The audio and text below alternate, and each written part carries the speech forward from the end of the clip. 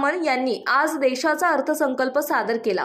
देशातील अनेक राज्यांसह बिहार आणि आंध्र प्रदेशातही मोठी तरतूद करण्यात आली असून महाराष्ट्रासाठी विशेष कुठलीही घोषणा केलेली नसल्याने राज्यातील विविध नेत्यांकडून संताप व्यक्त करण्यात येत असून यंदाचा अर्थसंकल्प हा सरकार टिकवण्यासाठी केलेला केविलवाणा प्रयत्न असल्याची प्रतिक्रिया खासदार अमोल कोल्हे यांनी दिली आहे। घालीनं लोटांगण वंदीनं बिहार, डोळ्याने पाहिलं आंध्र माझे, दुर्लक्षून राष्ट्र उपेक्षून महाराष्ट्र, सरकार वाचवेन म्हणे नमो, असं म्हणत खासदार अमोल कोल्हे यांनी बजेटवर विडंबनात्मक कविता करत बजेटमध्ये बिहार आणि आंध्र प्रदेशला खैरात वाटल्याचा ठपका ठेवत महाराष्ट्राला उपेक्षित ठेवल्याचा आरोप करत त्यांनी आपला संताप व्यक्त केला।